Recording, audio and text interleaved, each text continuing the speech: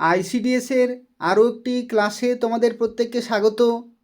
আজকে এই ভিডিওতে আমরা আলোচনা করব আইসিডিএস কর্মী ও সহায়িকার পুষ্টি ও জনস্বাস্থ্য বিষয় থেকে গুরুত্বপূর্ণ প্রশ্নোত্তর সম্পর্কে। এবং আজকে যে সমস্ত বিষয় সম্পর্কে আলোচনা করব তার মধ্যে রয়েছে মস্তিষ্ক, পাকস্থলী ও বৃক্ক বা কিডনি। এগুলি তোমাদের পরীক্ষার জন্য খুবই গুরুত্বপূর্ণ রয়েছে। এখান থেকে তোমরা পরীক্ষায় হুবহু কমন প্রশ্ন পাবে। তো সেক্ষেত্রে খুব ভালোভাবে ক্লাসটি করো, বারবার প্র্যাকটিস করবে, তাহলেই মনে থাকবে। তোমরা প্রত্যেকেই ভিডিওটি লাইক করে দেবে, শেয়ার করে দেবে। তো দেখো, আজকের প্রথম প্রশ্নে বলা হচ্ছে মানব মস্তিষ্কের বৃহত্তম অংশ কোনটি? অর্থাৎ আমাদের মস্তিষ্কের বৃহত্তম অংশের নাম কি? তো দেখো, আমাদের মস্তিষ্কের সবচেয়ে বড় অংশের নাম হচ্ছে সেরিব্রাম। আমাদের মস্তিষ্কের সবচেয়ে বড় অংশের নাম হচ্ছে সেরিব্রাম। সেরিব্রামকে কি বলা হয়? বাংলাতে সেরিব্রামকে বলা হয় গুরু মস্তিষ্ক। পরীক্ষাতে যদি গুরু মস্তিষ্ক থাকে তবু সেটা কিন্তু কারেক্ট আনসার। ঠিক আছে, সেরিব্রাম বা গুরু মস্তিষ্ক হচ্ছে মানব মস্তিষ্কের সবচেয়ে বড় অংশ, মোট মস্তিষ্কের প্রায় 80%। এবং এই অংশটি, অর্থাৎ এই যে সেরিব্রাম বা গুরু মস্তিষ্ক, এটি চিন্তা, বুদ্ধি, স্মৃতি, ইচ্ছাকৃত পেশি সঞ্চালন নিয়ন্ত্রণ করে। অর্থাৎ যদি আমি হাতটি নাড়াতে চাই বা পায়ের কাজ করি তাহলে সেটা কিন্তু সেরিব্রাম থেকে কন্ট্রোল হয়, সেরিব্রাম বা গুরু মস্তিষ্ক। যদি কোনো বিষয়ে আমরা চিন্তা করি, যদি কোনো বিষয়ে আমরা মত প্রকাশ করি, ইচ্ছা শক্তি, যদি কোনো কিছু আমরা খেয়াল করতে চেষ্টা করি, তাহলে কিন্তু সব কিছুই গুরু মস্তিষ্ক দ্বারা নিয়ন্ত্রিত হয় বা সেরিব্রাম দ্বারা। পরবর্তী প্রশ্নে দেখো, বলা হচ্ছে দেহের ভারসাম্য ও পেশির সমন্বয় রক্ষা করে মস্তিষ্কের কোন অংশ? দেহের ভারসাম্য ও পেশির সমন্বয় রক্ষা করে মস্তিষ্কের কোন অংশ? দেখো, এই প্রশ্নের সঠিক উত্তর হবে সেরিবেলাম। সেরিবেলাম। দেখো, এই বানানগুলো কিন্তু একটু মনে রাখবে। আগের প্রশ্নের উত্তর ছিল সেরিব্রাম, কিন্তু এটার উত্তর হচ্ছে সেরিবেলাম। দুটো কিন্তু সম্পূর্ণ আলাদা। সেরিবেলামের বাংলায় বলা হয় লঘু মস্তিষ্ক। এবং এই যে লঘু মস্তিষ্ক, সেটা কিন্তু দেহের ভারসাম্য রক্ষা করে এবং সঠিক ভঙ্গি বজায় রাখে এবং হাঁটা চলার গতি সমন্বয় করতে সাহায্য করে। অর্থাৎ আমরা যখন বসে আছি তখন সোজাভাবে বসে থাকা, বা যখন আমরা হাঁটি তখন হাঁটতে সাহায্য করা, অর্থাৎ সঠিক যে বডির যে কন্ট্রোল সেটা কিন্তু নিয়ন্ত্রণ করে সেরিবেলাম। সেরিবেলাম অর্থাৎ লঘু মস্তিষ্ক। বাংলাগুলো কিন্তু মনে রাখবে, পরীক্ষাতে বাংলায় আসতে পারে অথবা ইংরেজিতেও আসতে পারে। দেখো, পরবর্তী প্রশ্নে বলা হচ্ছে দেহের তাপমাত্রা, ক্ষুধা, তৃষ্ণা নিয়ন্ত্রণ করে কোনটি? দেহের তাপমাত্রা, আমাদের শরীরের নির্দিষ্ট তাপমাত্রা থাকে, কিন্তু বিভিন্ন পরিস্থিতিতে সেই তাপমাত্রা কিন্তু ওঠানামা করে। যদি পরিশ্রম করা হয় তাহলে তাপমাত্রা একটু বৃদ্ধি পায়, আবার যদি শান্তভাবে বসে থাকা হয় তাহলে তাপমাত্রা একটু কমে যায়। তো দেহের যে তাপমাত্রা সেটা এবং ক্ষুধা, তৃষ্ণা এই সমস্ত কিছু নিয়ন্ত্রণ করে কোনটি? এটা সঠিক উত্তর হবে হাইপোথ্যালামাস। হাইপোথ্যালামাস। হাইপোথ্যালামাস স্বয়ংক্রিয় স্নায়ুতন্ত্রের প্রধান কেন্দ্র হিসেবে কাজ করে দেহের তাপমাত্রা, ক্ষুধা, তৃষ্ণা এমনকি আবেগ নিয়ন্ত্রণ করে। আবেগও কিন্তু নিয়ন্ত্রণ করে, অর্থাৎ আমাদের যে হাসি, কান্না, ভয় এগুলোও কিন্তু নিয়ন্ত্রণ করে হাইপোথ্যালামাসের দ্বারাই। এবং যখন আমি তোমাদের হরমোনের ক্লাস করিয়েছিলাম, আমি তোমাদের বলেছিলাম যে আবেগ যখন হয় তখন কোন হরমোন ক্ষরিত হয়? তো সেটা হচ্ছে অ্যাড্রিনালিন। অ্যাড্রিনাল গ্রন্থি থেকে অ্যাড্রিনালিন হরমোন কিন্তু ক্ষরিত হয়। এবং এই যে হাইপোথ্যালামাস, এটা হচ্ছে মস্তিষ্কের অংশ। তো এই হাইপোথ্যালামাসেই কিন্তু সিগন্যাল দেয় অ্যাড্রিনাল গ্রন্থিকে, তখন কিন্তু অ্যাড্রিনাল হরমোন ক্ষরিত হয়। এরপর দেখো পরবর্তী প্রশ্নে বলা হচ্ছে হৃদস্পন্দন ও শ্বাস প্রক্রিয়া, শ্বাস প্রশ্বাসের যে প্রক্রিয়া সেটা নিয়ন্ত্রণকারী স্নায়ুকেন্দ্র কোথায় অবস্থিত? আমাদের যে হৃদস্পন্দন হচ্ছে প্রতিনিয়ত এবং শ্বাস প্রশ্বাস চলছে, সেটা নিয়ন্ত্রণকারী স্নায়ুকেন্দ্র কোথায় অবস্থিত? সেটাও কিন্তু কন্ট্রোল হচ্ছে প্রতিনিয়ত, প্রতি সেকেন্ডে, সব সময়। দেখো এটা সঠিক উত্তর হবে মেডুলা অবলংটা, মেডুলা অবলংগাটা, এটা হবে কারেক্ট আনসার। এটা হচ্ছে পশ্চাৎ মস্তিষ্কের যে মেডুলা অবলংগাটা অনৈচ্ছিক ক্রিয়া যেমন হৃদস্পন্দন, শ্বাস প্রশ্বাস, রক্তচাপ, গিলন প্রক্রিয়া এগুলো কিন্তু নিয়ন্ত্রণ করে। অর্থাৎ আমরা যে খাবার খাচ্ছি সেই খাবার পাকস্থলিতে যাচ্ছে, তো সেই যে প্রক্রিয়া সেটাকেও কিন্তু নিয়ন্ত্রণ করে মেডুলা অবলংটা। ঠিক আছে, পরবর্তী প্রশ্নে দেখো মস্তিষ্ক ও সুষুম্না কাণ্ডকে ঢেকে রাখা আবরণীকে কি বলা হয়? মস্তিষ্ক ও সুষুম্না কাণ্ডকে ঢেকে রাখা আবরণীকে কি বলা হয়?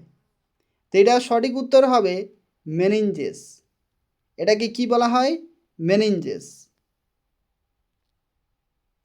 দেখো মস্তিষ্কের সুরক্ষাকারী ত্রিস্তরী পর্দা বা আবরণী হচ্ছে মেনিনজেস।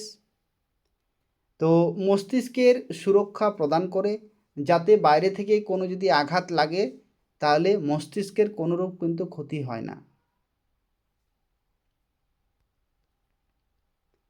এরপর দেখো পরবর্তী প্রশ্ন, একজন প্রাপ্তবয়স্ক মানুষের মস্তিষ্কের গড় ওজন কত? অর্থাৎ প্রাপ্তবয়স্ক মানুষের মস্তিষ্ক কত ওজন হয়? দেখো এই প্রশ্নের সঠিক উত্তর হবে 1 থেকে 1.5 কেজি, অর্থাৎ 1300 থেকে 1400 গ্রাম। 1300 থেকে 1400 গ্রাম।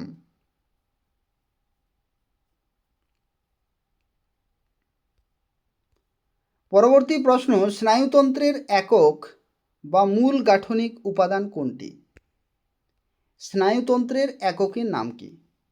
আশা করি সবাই পারবে এটার কারেক্ট আনসার একটু চেষ্টা করলেই। স্নায়ুতন্ত্রের একক হচ্ছে নিউরন। স্নায়ুতন্ত্রের একক কি? নিউরন। প্রত্যেকটা তন্ত্রের কিন্তু একক রয়েছে, অর্থাৎ প্রধান ভূমিকা কিন্তু পালন করে। তো এটার ক্ষেত্রে হবে নিউরন। স্নায়ুতন্ত্রের গঠনগত এবং কার্যগত একক হচ্ছে নিউরন। পরবর্তী প্রশ্ন, নিউরনের সংবেদন গ্রহণকারী অংশ কোনটি? নিউরনের সংবেদন গ্রহণকারী অংশ কোনটি? তো এই প্রশ্নের সঠিক উত্তর হবে ডেনড্রাইট। ডেনড্রাইট। দেখো ডেনড্রাইট অন্যান্য নিউরন থেকে উদ্দীপনা বা সংকেত গ্রহণ করে কোষদেহে পাঠায়, আর অ্যাকশন উদ্দীপনা কোষদেহ থেকে দূরে বহন করে। এইভাবেই কিন্তু সিগন্যাল চলে আমাদের শরীরে, এইভাবেই কিন্তু সিগন্যাল চলে, অর্থাৎ উদ্দীপনা, সংকেত। পরবর্তী প্রশ্ন দেখো, এখানে বলা হচ্ছে যে বৃক্কের গঠনগত ও কার্যগত একক কোনটি? একটু আগেই দেখলাম আমরা স্নায়ুতন্ত্রের গঠনগত ও কার্যগত একক হচ্ছে নিউরন, কিন্তু যদি বলা হয় বৃক্কের, বৃক্কের বৃক্কের ইংরেজি কি? কিডনি। আমরা সর্বদা ইংরেজিটাই কিন্তু মনে রাখি, কিডনি। তো কিডনি বা বৃক্কের গঠনগত ও কার্যগত একক কোনটি? সেটা হচ্ছে নেফ্রন। নেফ্রন। প্রতিটি বৃক্কে প্রায় 10 থেকে 12 লক্ষ সূক্ষ্ম সূক্ষ্ম নল থাকে, যাদের নেফ্রন বলা হয়। এগুলো রক্ত পরিশ্রুত করে মূত্র তৈরি করে, অর্থাৎ রক্তকে ফিল্টার করে এবং মূত্র তৈরি করে, এবং সেই মূত্র কি হয়? গবিনির মাধ্যমে মূত্রাশয়ে জমা হয় এবং সেখান থেকে শরীরের বাইরে বেরিয়ে যায়। পরবর্তী প্রশ্নে দেখো বলা হচ্ছে বোমেন্স ক্যাপসুল ও গ্লোমেরুলাস নিয়ে গঠিত অংশকে কি বলে? বোমেন্স ক্যাপসুল ও গ্লোমেরুলাস নিয়ে গঠিত অংশকে কি বলে? এটা সঠিক উত্তর হবে রেনাল কর্পাসল বা ম্যালপিজিয়ান বডি। ঠিক আছে, এই টার্মগুলো একটু মনে রাখবে। নেফ্রনের শুরুতে বোমেন্স ক্যাপসুল এবং এর ভেতরে রক্তজালক গুচ্ছ যেটাকে বলা হয় গ্লোমেরুলাস একত্রে রেনাল কর্পাসল বা ম্যালপিজিয়ান বডি বলা হয়। নেফ্রনের শুরুতে কি থাকে? শুরুর দিকে বোমেন্স ক্যাপসুল থাকে এবং এর ভেতরে রক্তজালক গুচ্ছ যেটা হচ্ছে গ্লোমেরুলাস, এগুলোকে একত্রে বলা হয় রেনাল কর্পাসল বা ম্যালপিজিয়ান বডি। পরবর্তী প্রশ্ন, রক্তের যে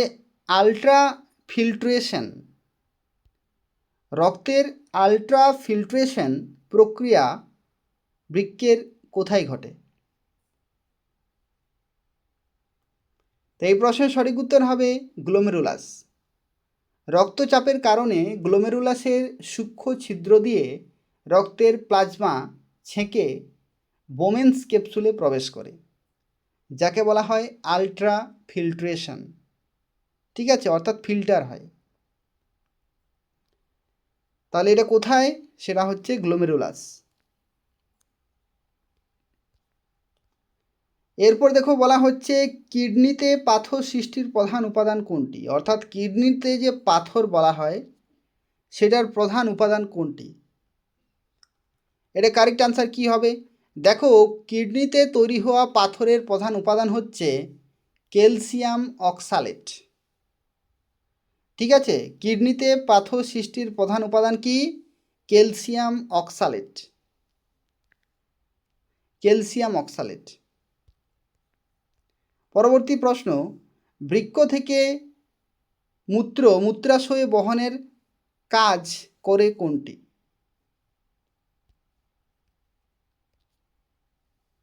বৃক্ক থেকে মূত্রাশয় মূত্র বহনের কাজ করে কোনটি? তাহলে কারেক্ট আনসার হবে ইউরেটার হবে এখানে কারেক্ট আনসার। তোমরা মনে রাখবে যে প্রতিটি কিডনি থেকে একটি করে সরু নালিকা বের হয়ে মূত্রাশয়ে যায়, যাকে ইউরেটার বা মূত্রনালী বলা হয়। পরবর্তী প্রশ্ন, মূত্রে হলুদ রঙের জন্য দায়ী উপাদান কোনটি? অর্থাৎ মূত্রের রং যে হলুদ বর্ণের হয় সেটার কারণ কি? কি কারণে হয়ে থাকে হলুদ বর্ণের? তো দেখো, হলুদ বর্ণের হওয়ার কারণ হচ্ছে ইউরোক্রোম। মূত্রে কি থাকে? ইউরোক্রোম থাকে। হিমোগ্লোবিন ভাঙনের ফলে তৈরি ইউরোক্রোম রঞ্জক পদার্থের কারণে মূত্রের রং কি হয়? হলুদ বা হালকা হলুদ বর্ণের হয়ে থাকে। তাহলে কি মিশে থাকে? ইউরোক্রোম। এবং সেটা কখন তৈরি হয়? হিমোগ্লোবিন ভাঙনের ফলে তৈরি হয়ে থাকে। তাহলে ইউরোক্রোম, অপশন বি হচ্ছে এখানে কারেক্ট আনসার। এরপর দেখো বলা হচ্ছে রক্তের লোহিত রক্ত কণিকা অর্থাৎ আরবিসির ফুল ফর্ম কি? রেড ব্লাড কর্পাসল উৎপাদনে সাহায্যকারী এরিথ্রোপয়েটিন হরমোন কোথা থেকে নিঃসৃত হয়? Erythropoietin hormone. এটা সঠিক উত্তর হবে কিডনি বা বৃক্ক। কিডনি এরিথ্রোপয়েটিন নামক হরমোন ক্ষরণ করে, যা অস্থিমজ্জাকে রক্তকণিকা তৈরিতে সংকেত দেয়। পরবর্তী প্রশ্ন, মানবদেহে মূত্র সাময়িকভাবে জমা থাকে কোথায়? এটা আশা করি অনেকেই পারবে। মানবদেহে মূত্র সাময়িকভাবে জমা থাকে কোথায়? তো সেটা হচ্ছে ইউরিনারি ব্লাডার, যাকে বাংলায় কি বলা হয়? মূত্রাশয়। কিডনিতে তৈরি মূত্র ইউরেটার হয়ে এসে মূত্রাশয়ে সাময়িকভাবে জমা থাকে এবং নিষ্কাশিত হয়।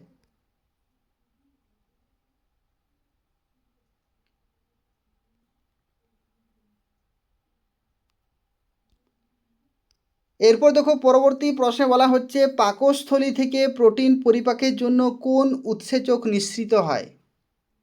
পাকস্থলী থেকে প্রোটিন পরিপাকের জন্য কোন উৎসেচক নিঃসৃত হয়? উৎসেচকের ইংরেজি কি?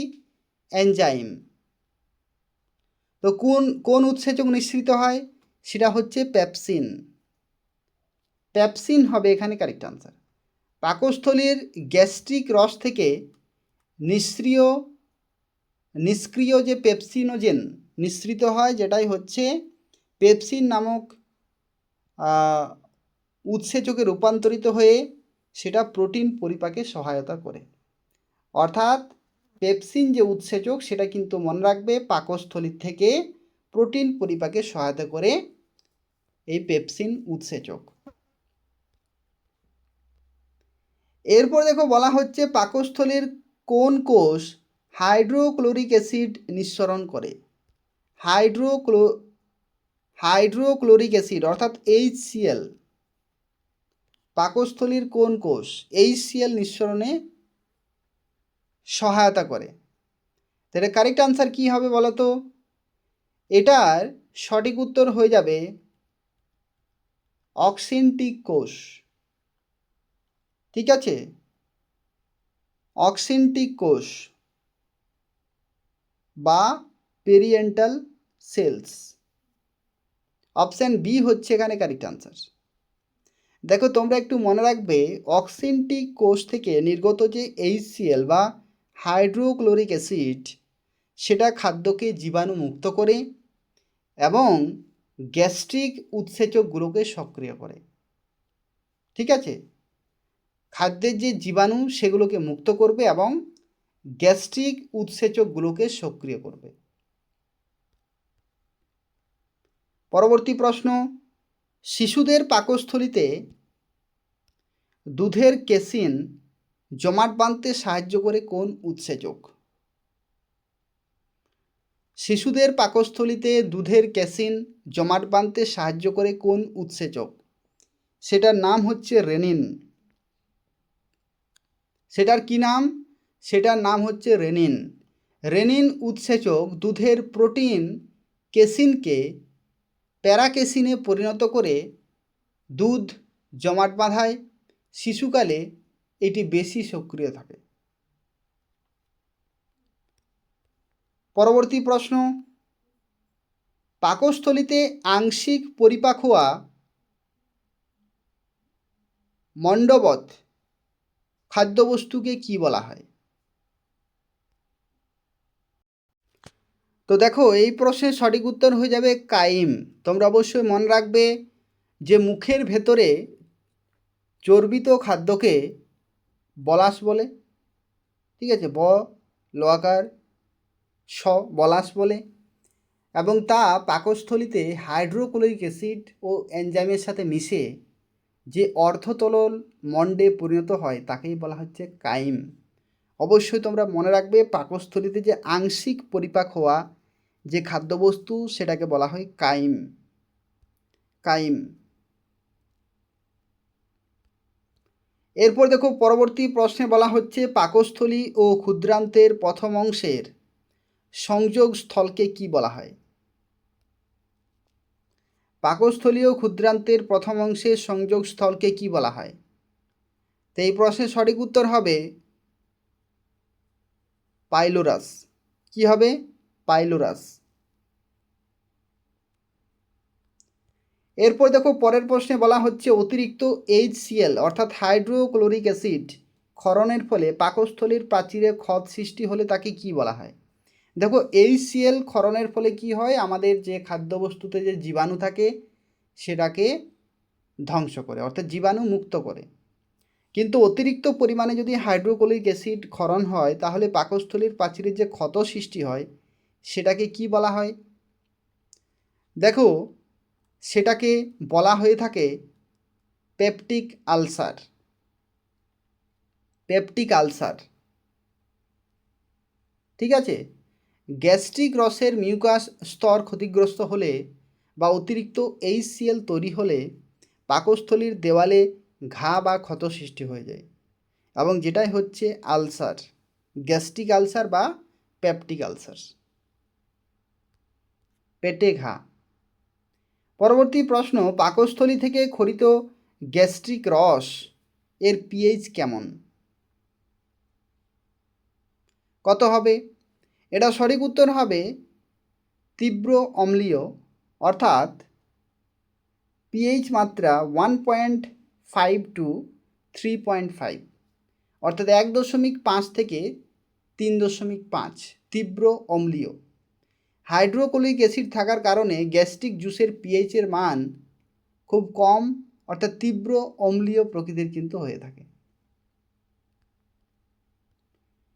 পাকস্থলীকে নিজের নিঃসৃত অ্যাসিডের হাত থেকে রক্ষা করে কোনটি? পাকস্থলীকে নিজের নিঃসৃত অ্যাসিডের হাত থেকে রক্ষা করে কোনটি? তো এই প্রশ্নের সঠিক উত্তর কি হবে? এটা সঠিক উত্তর হবে মিউকাস স্তর, মিউকাস স্তর। পাকস্থলীর ভেতরের দেওয়ালে মিউকাস গ্ল্যান্ড থেকে খরিত ঘন মিউকাস স্তর থেকে থাকে, যা ক্ষতিকারক HCl অ্যাসিড থেকে কিন্তু পাকস্থলীকে রক্ষা করে।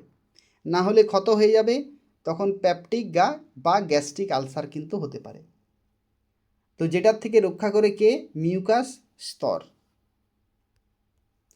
এরপর দেখো, গ্রাসনালী এবং পাকস্থলীর সংযোগ স্থলকে কি বলা হয়?